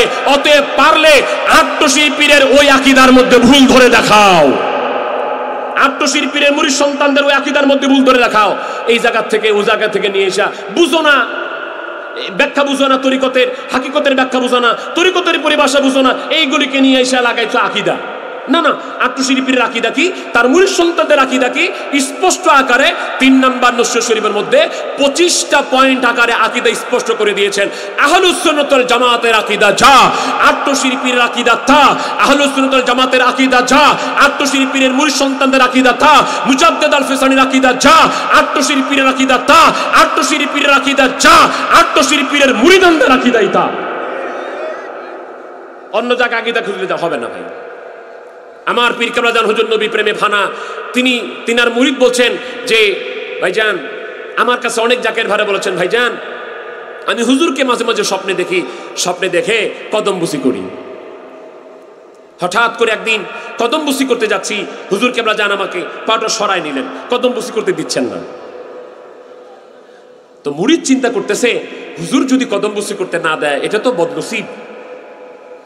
মনে রাখবেন পীরের কদমে না থাকতে পারাটা বদনসিব, কামেল পীরের কদম থেকে ছিটকে যাওয়া এটা যে কত বড় বদনসিব তরিকতের মানুষ হলে বুঝবেন, কবরে গেলে বুঝবেন, হাসরে গেলে বুঝবেন। কামেল পীরের কবুলিয়ত আল্লাহ রাসূলের কবুলিয়তের লক্ষণ। কামেল পীরের দরবার থেকে ছিটকে যাওয়া আল্লাহ রাসূলের কবুলিয়ত থেকে ছিটকে যাওয়ার আলামত। কামেল পীর এমনি হয় না, কামেল পীর আল্লাহ রাব্বুল আলামিনের মকবুল বান্দা যারা হয়, কামেল পীর অতি ভাগ্য গুণে পাওয়া যায়। তো ওই জাকের ভাই বলতেছেন যে হুজুর যখন আমাকে বললেন বাবা আমাকে কদমবুসি করা যাবে না, তো আমি টেনশনে পড়ে গেলাম, হুজুর আপনি কদমবুসি করতে দেয় না কেন? আমাদের জাকের ভাইয়ারা আমাকে বলেছেন ভাইজান যখন আমি মনে মনে চিন্তা করলাম হুজুর আজকে আমাকে কদমবুসি করতে দেয় না কেন, আমি কি কোনো বেয়াদবি করে ফেললাম কিনা, এইটা চিন্তা করার সাথে সাথে আটশির পীর বিশ্ব জাকের মঞ্জিলের প্রতিষ্ঠাতা খাজা বাবা ফরিদপুরি আমাকে সাথে সাথে বললেন বাবা আজকে আমাকে কদমবুসি নয়, আজকে উনাকে কদমবুসি করেন, কারণ উনি হলেন আমার দয়াল নবী রাসূল পাক সাল্লাল্লাহু আলাইহি ওয়াসাল্লাম। নবীজি বলছেন মান রানি, বুখারী শরীফের হাদিস, মান রানি ফাকাদ রাআনি। অন্য ইবারতে মান রানি ফাকাদ রাআল হক, মান রানি ফাকাদ রানি ফাইন্নাশ শাইতানা লা ইয়াতামাসসালু সূরাতি যে আমি নবীকে দেখলো, সে সত্যকে দেখলো, যে আমি নবীকে দেখলো সে আমাকেই দেখলো, কারণ আমার সূরত ইবলিস শয়তান ধরতে পারে না।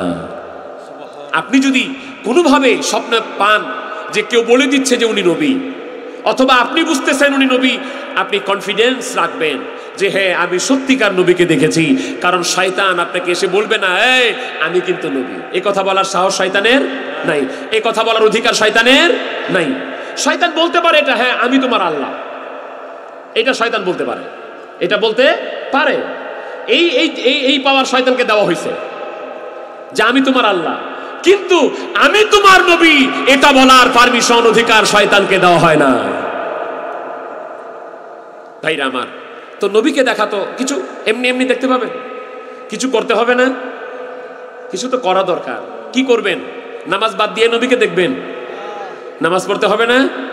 খালি কি ফরজ নামাজ না, ওয়াজিব পড়তে হবে, সুন্নত পড়তে হবে, নফল নামাজ পড়তে হবে। যেমন আট্রসি বিশ্ব জাকের মঞ্জিলে অনেকে কয় নামাজ পড়ে না, নামাজ নাই। কিন্তু নতুন মানুষগুলি যাওয়ার পরে আমার সাথে কথা বলেছে, অনেক মানুষ আমাকে বলছে মুফতি সাহেব আট্রসি তো আসলাম, আইসা তো উল্টা পাল্টা দেখলাম। আমি কই উল্টা কি আবার? কয় আগে শুনতাম আট্রসিতে নামাজ হয় না, তা আমি বলি আসে কি দেখলেন? কয় আইসে নামাজ পড়তে পড়তে তো ক্লান্ত হয়ে গেলাম। এইটা হলো উল্টা, মানে শুনছে আলাদা, যায় দেখে আলাদা। আমি আর কি শুনছিলেন? আগে শুনতাম মহিলা পুরুষ একসাথে জিকির করে। আমি বলে আসে কি দেখলেন? উনি বলতেছেন না আইসে তো দেখলাম মহিলারা এত কড়া পর্দার মধ্যে থাকে, যেই বাউন্ডারির মধ্যে মহিলারা থাকে ওই বাউন্ডারিতে নিজের বিবি হলেও ওখানে যায় দেখা করা সম্ভব না। আপনারা কি পারেন আপনাদের বিবিকে অথবা মেয়েকে আট্রসি নিয়ে যাওয়ার পরে যে ওরস শরীফে তো 4 দিন ব্যাপী ওরস শরীফ, 2 দিন হয়ে গেছে, যাই একটু বউর লোকে সাক্ষাৎ করে আসেন, করার সুযোগ আছে? নাই নাই। যে ছেলেগুলি, what's the difference ladies and gents, ছেলে এবং মেয়ে, পুরুষ এবং মহিলা পার্থক্য যেই ছেলে বাচ্চাগুলি বুঝে, এই ছেলে বাচ্চাগুলিকেও মহিলার প্যান্ডেলে ঢুকতে দেওয়া হয় না। এটাই বাস্তবতা। এই শরীয়তের দরবার হলো বিশ্ব জাকের মঞ্জিল, আর এর মাধ্যমে আমার আল্লাহকে পাবার ওই যে নফল বন্দিগি। শুধু দৈনিক জোহরের ফরজ সুন্নতের পরে 2 রাকাত নফল নামাজ, মাগরিবের ফরজ সুন্নতের পরে 2 রাকাত নফল নামাজ, এশার ফরজ সুন্নতের পরে 2 রাকাত নফল নামাজ, দৈনিক 6 রাকাত নফল নামাজ বিশ্ব জাকের মঞ্জিল থেকে ওইখানকার মুরিদ সন্তানদেরকে আবশ্যিকভাবে আমল করা শিক্ষা দেওয়া হয়। এবার আমার জাকের ভাইদের জন্য আমি কমন একটা প্রশ্ন করছি, জাকের ভাইরা জবাব দিয়ে, যারা স্টেজে আছেন নিচে আছেন, ঘুমানোর আগে কোনো আমল আছে আমাদের? কি আছে? দরুদ শরীফ কয়শো বার? সবাই বলেন না জাকের ভাইরা কয়শো বার? 500 বার। আচ্ছা, খালি কি 500 বার আমরা দরুদ শরীফ পড়ি? না না, খাজা বাবা ফরিদপুরীর শিক্ষা দেওয়া আমলে দৈনন্দিন তার মুরিদ সন্তানেরা কমপক্ষে 722 বার দরুদ শরীফ পড়ে। কয়শো বার? 722 বার। এশার ফরজ সুন্নতের পরে নফল, নফলের পরে বেতে নামাজ, ঘুমানোর আগে 500 বার। এই 500 বার হলো সকালবেলা ফাতিহা শরীফ পাঠ হয়, যেটা আজকেও মাগরিব হয়েছে না প্রিন্স ভাই? মাগরিবের সময় হয়েছে, সকালেও হয় মাগরিবেও হয়। নিয়মটা কি? 7 বার তওবা, ইস্তেগফার 7 বার, 3 বার সূরা ফাতিহা, 10 বার সূরা ইখলাস, কুল হুয়াল্লাহ, 11 বার দুরূদ শরীফ। কয়বার? 11 বার। এর মধ্যে সংক্ষিপ্ত ফজিলত হচ্ছে 4 খতম কোরআন তেলাওয়াতের সওয়াব আমল হয়। তো এই ফাতিহা শরীফ যদি সকালে এবং মাগরিবে, ফজরের পরে মাগরিবের পরে 2 বার হয়, তাহলে 11 বার করে 22 বার। আর রাত্রে পড়ছিলাম কয়বার? 500 বার। তাহলে হইল কয়বার? 522। তাহলে কয়শো বার হইল? 522 বার। সকালবেলা ফাতিহা শরীফের পরে 100 বার দুরূদ শরীফ, এরপরে 500 বার লা হাওলা ওয়ালা কুওয়াতা ইল্লা বিল্লাহ, এরপরে আবার 100 বার দুরূদ শরীফ। এবার হিসাব যোগ টোগ করে মিলান তো এবার মোট কয়বার হয়েছে? 722 বার। কয়শো বার? 722 বার। নবীকে স্বপ্নে দেখার জন্য সবচাইতে সুন্দর আমল হলো নবীর শানে দুরূদ পড়া। যেই লোক নবীর দুরূদ ভালোবাসে না, আমি গ্যারান্টি দিয়ে লিখে দিতে পারি, ওই লোক নবীকে জীবনেও স্বপ্নে দেখে নাই, দেখতে পারে না। নবীজিকে স্বপ্নে দেখার সবচেয়ে সুন্দর আমল হলো দুরূদ শরীফ। কিভাবে? একজন আলেম, তার নাম হচ্ছে জালালউদ্দিন আব্দুর রহমান সুয়ুতি রহমাতুল্লাহ আলাইহি। উনি খাগড়াছড়ির আলেম না, উনি বাংলাদেশের আলেম না, উনি মিশরের। আল্লামা জালালউদ্দিন আব্দুর রহমান সুয়ুতি ইবনে হাজার আসকালানী রহমতুল্লাহর ছাত্র, তিনি আমার দয়ান নবীজিকে স্বপ্ন যোগে দেখেছেন 82 বার। কত বড় আলেম জানেন? আমি আপনাদের সুবহানাল্লাহর আওয়াজে বুঝবো যে আপনি ওনাকে চিনেছেন কিনা। উনি হাদিস মুখস্থ জানতেন 2 লক্ষ। যারা সুবহানাল্লাহ বলেন না, আপনারা মনে হয় 3 লক্ষ জানেন। উনি হাদিস কয় লক্ষ জানতেন? মুখস্থ 2 লক্ষ হাদিস জানতেন। তিনি বলেছেন, আমি যদি 2 লাখের চেয়ে আরেকটা বেশি হাদিস পেতাম, আমি ওটাও মুখস্থ করে ফেলতাম।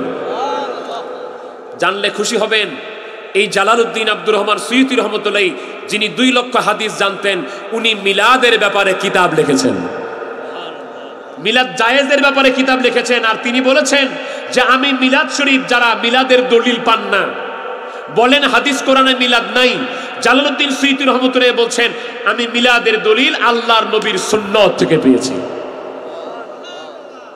আমি মিলাদ সম্পর্কে আজকে ওয়াজ করব না, শুধু একটা কথা বলে যাই। আচ্ছা বলেন তো, কেউ যদি বলে যে এই যে প্রিন্স ভাইয়ের মোবাইলটা, মনে করেন যে এই স্টেজের নিচে আছে, হ্যাঁ, উনি নিচে রেখা চলে গেছে আমাদের হোটেলে, এখন হঠাৎ করে বললো এলাকার এক যুবকর্মী ভাইকে অথবা ছাত্রকর্মী ভাইকে, এলাকায় কি যুবকর্মী ছাত্রকর্মী আছে? রাখিয়েন, এগুলো ভবিষ্যৎ। যুবক দরকার, কারণ আপনি সব সময় কর্মী থাকবেন না, দুনিয়াতে থাকবেন না, যুবকরা একসময় আপনার দায়িত্বটা বহন করবে। আপনি এখন মূল দায়িত্বটা পোস্টার লাগাতে পারেন না, ব্যানার লাগাতে পারেন না, দৌড়াইতে পারেন না, যুবকদেরকে পাঠান। আপনি বোঝা বহন করতে পারবেন না, আপনি তবরক বন্টন করতে পারবেন না, যুবকদেরকে লাগাই দেন, ওরা শিখবে। এই যুবকরা একদিন মুরব্বী হবে, আপনার দায়িত্ব পালন করবে। ছাত্র দরকার, ছাত্ররা একদিন যুবক হবে। অতএব মুরব্বীদের দায়িত্ব হচ্ছে সন্তানগুলিকে মানুষ করে দেওয়া। ঠিক একইভাবে বিশ্ব জাকির মঞ্জিলের সমস্ত মুরিদানদের দায়িত্ব হচ্ছে তার ছোট ভাইদেরকে শিখায়া তরিকা এই জায়গায় এনে দেওয়া। যুবকদেরকে শিখাবেন, ছাত্রদেরকে শিখাবেন। তো এক যুবকর্মীকে বলা হলো যে ভাই আমার মোবাইলটা এনে দেন তো। উনি মোটামুটি এই একটা কোনা খুঁজে টুজে যায়, কয় না প্রিন্স ভাই আপনার মোবাইল স্টেজে নাই, না আপনার মোবাইল স্টেজে নাই। উনি একটা কোনা খুঁজে টুজে জায়গায় পাই নাই। এখন আমার মহসিন ভাই মাওলানা মহসিন আলী সাহেব, উনাকে আমি রিকোয়েস্ট করলাম, ভাই আপনি তো স্টেজ ভালো করে চিনেন, দেখেন তো ওনার মোবাইলটা কোথায় আছে। দেখতেছে উনি মোবাইলটা খুঁজে খুঁজে এই টেবিলে রাখা, এই টেবিল থেকে মোবাইলটা খুঁজে বের করে উনাকে দিয়েছেন, প্রিন্স ভাইকে দিয়েছেন। আচ্ছা বলেন তো, একজন এক কোনা খুঁজে বলল নাই, আরেকজন গোটাটা খুঁজে বের করে এনে দিল, আপনি কি প্রথম জনের কথা বিশ্বাস করবেন না দ্বিতীয় জনেরটা? দ্বিতীয় জনেরটা। তো যারা বলতেছে মিলাদ হাদিসে নাই, হ্যাঁ পাই নাই, তা আমার দৃষ্টিকোণ থেকে তারা এক কোনার হাদিস খুঁজছেন, একটা কোনা খুঁজে পায় না। কিন্তু গোটা হাদিসের জগৎ আল্লামা জালালউদ্দিন আব্দুর রহমান সুয়ুতি রহমতুল্লাহ, যিনি গোটা হাদিসগুলিকে খুঁজে বলেছেন আমি 2 লক্ষ হাদিস পেয়েছি, মুখস্থ করেছি, আরেকটা পেলে ওটা মুখস্থ করতাম, সেই জালালউদ্দিন সুয়ুতি বলছেন আমি সুন্নাত থেকে নবীর মিলাদের দলিল পেয়েছি। এবার হচ্ছে আমি বলে দেই, আল হাবিল ফাতোয়া, সিরাতুল হালভিয়া, তাফসীরুল বায়ানের 9ম খণ্ডের 64 পৃষ্ঠায় এইভাবে ওয়া ইস্তাখরাজাল হাফিজ ইবনে হাজার আসলান মিনাস সুন্নাহ ওয়া কাযা হাফিজ সুয়ুতি।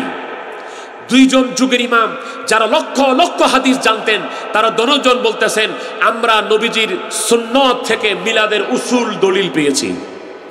তাজউদ্দিন ফাকিহানি নামক একজন আলেম বলছিল আমি পাই নাই, আমার জানা নাই। তার কথা রদ করা হয়েছে সিরাতুল হালবিয়াতে, তাফসীরুল বায়ানে রদ করা হয়েছে এইভাবে, ওয়ারাদ্দা আলাল ফাকিহানি ফি কওলিহি ইন্না আমালাল মাউলুদি বিদআতুম মাযমুমা। তাজউদ্দিন ফাকিহানি বলেছিল মিলাদ পড়া যাবে না, মিলাদ এটা খারাপ বিদআত, বিদআতে মাযমুমা, এটা বিদআতে সাইয়্যা, মিলাদ পড়া যাবে না। যুগের 2 জন ইমাম তার ফতোয়াটাকে রদ করে বলেছেন তুমি যে পাও না এটা তোমার ব্যর্থতা, তুমি পাও না এটা তোমার জ্ঞানের অভাব। এই ফতোয়াটাকে রদ করে বলেছেন শোনো আমরা যুগের 2 জন ইমাম নবীর সুন্নাত থেকে মিলাদের দলিল পেয়েছি। জোরে বলুন সুবহানাল্লাহ। মিলাদ শব্দটা হাদিসে আছে, আমি কি বলবো ভাই? বাংলাদেশ আপনাদের খাগড়াছড়ি আলিয়া মাদ্রাসা তো পড়ায়, কওমি মাদ্রাসার দাওরাতে পড়ায়।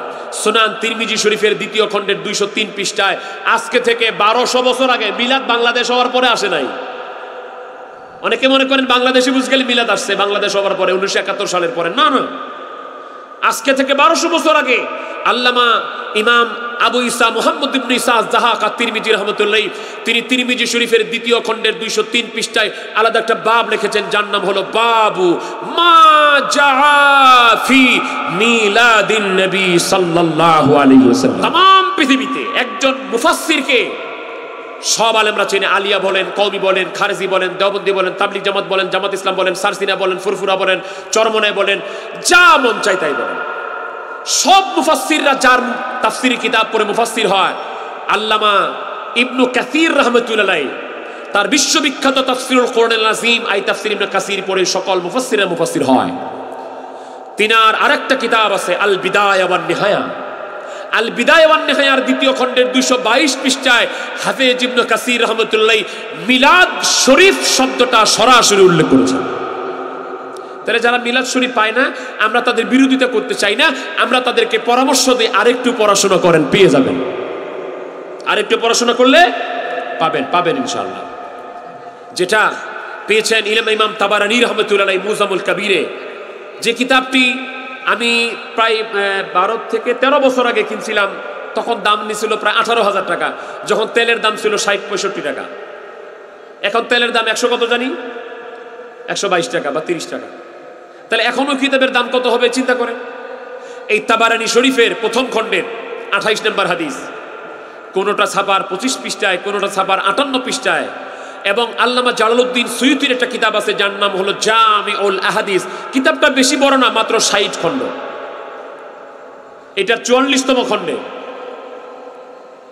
হাদিসটি এভাবে, আন আয়েশা রাদিয়াল্লাহু তাআলা قالت تذاكر رسول الله صلى الله عليه وسلم وابو بكر رضي الله تعالى عنه মিলাদাহুমা ইনদি। আম্মা জান আয়েশা রাদিয়াল্লাহু তাআলা বলেন, দুনিয়ার মানুষ শোনো, আমার কাছে আমার দয়ার নবী রাসূল পাক সাল্লাল্লাহু আলাইহি ওয়াসাল্লাম নিজে এবং হযরত আবু বকর দুজন মিলাদের আলোচনা করেছেন। তাহলে মিলাদের কথা হাদিসে আছে না নাই? তাহলে আমরাও পড়তে চাই কি চাই না? মিলাদ শরীফ পড়ে পড়ে অসংখ্য মানুষ নবীজিকে স্বপ্নে দেখেছেন। তো তার কথা বলছিলাম, যিনি 2 লক্ষ হাদিস জানতেন, আল্লামা জালালউদ্দিন সুয়ুতি নবীজিকে স্বপ্নে দেখেছেন 82 বার। তাকে জিজ্ঞেস করা হলো, জালালউদ্দিন সুয়ুতি, আপনি নবীকে এতবার দেখলেন, কি আমল, কি আমলের বিনিময়ে? সারা পৃথিবীর আলেমরা,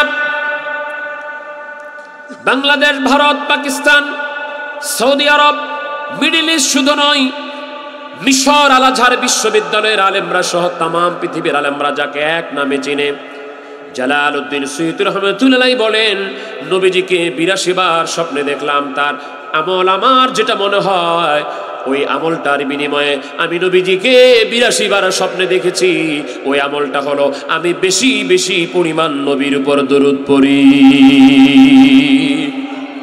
তো আটরশির পীর তার মুরিদ সন্তানদেরকে নবীর সাথে পরিচয় করায় দেওয়ার জন্য প্রতিদিন কমপক্ষে বলছে, বাবা প্রতিদিন 722 বার দরুদ শরীফ পড়বা।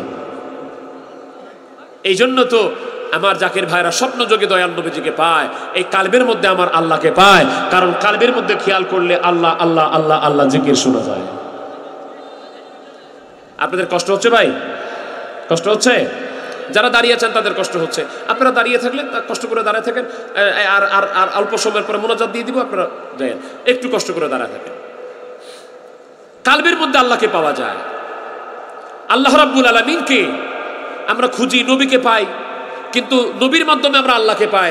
আল্লাহকে তালাশ করবো কোথায়? আমার আল্লাহ পাক তার তালাশ করার তার জায়গাটা আমার আল্লাহ পাক আমাদেরকে এইখানে দান করে দিয়েছেন। এইখানে আমার আল্লাহকে পাওয়া যায় কিভাবে? 1 মিনিট শোনেন। আমি পাহাড়ি অঞ্চলে অনেকগুলি গাছ দেখছি, অনেক ধরনের গাছ আমি চিনিও না। পাহাড়ি গাছ আছে, আম গাছ আছে আপনার এলাকায়, তাল গাছ আছে, বট গাছ আছে। আচ্ছা, এই 3টার কথাই খাজা বাবা ফরিদপুরি বলতেন। বাবা, একটা আমের আটির মধ্যে একটা বিশাল আম গাছ লুকায়িত থাকে। বাবা, একটা তালের আটির মধ্যে বিশাল তাল গাছ লুকায়িত থাকে।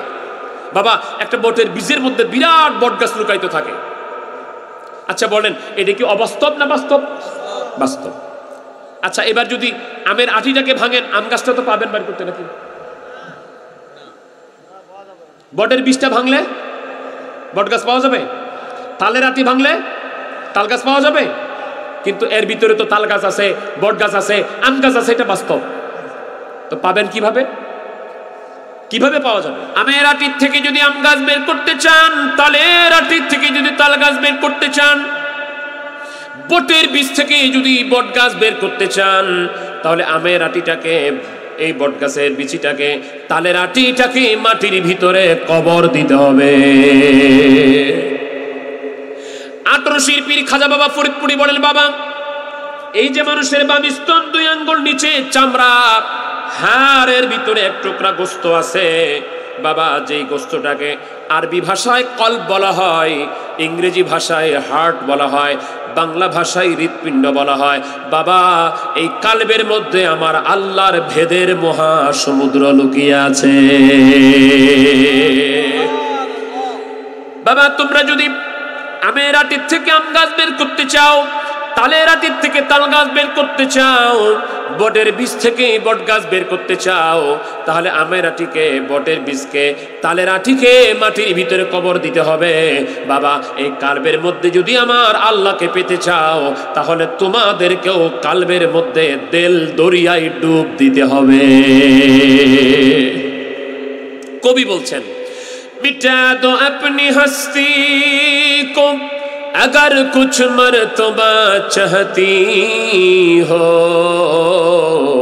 कि दाना खाक में मिलकर गुले गुलजार होता है। কবি বলেন, হে খাগড়াছড়ির মানুষ, হে দুনিয়ার মানুষেরা, তোমরা যদি তোমাদের ভিতর থেকে কিছু উৎপন্ন করতে চাও, তোমাদের কালবে যদি আল্লাহ রাসূলের প্রেমের ফুল ফুটাতে চাও, তোমাদের কালবের মধ্যে যদি আমার আল্লাহর প্রেমের বাজনা বাজাতে চাও, তাহলে তোমরা নিজেকে নিস্তি করো, অহংকার দমন করো, নিজেকে আনা ফানাকে করে দাও। মনে কইরো না আমি জেলার কর্মী প্রধান, আমার মতো কে আছে? মনে কইরো না আমি বিভাগীয় কর্মী প্রধান, আমার চেয়ে বড় কে আছে? মনে করো না আমি বড় লিডার, আমার চেয়ে বড় কে আছে?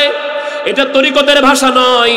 তরিকতের ভাষা হলো যে যত বড় তরিকতপন্থী হবে সে তত বড় নম্র হবে, আদবওয়ালা হবে।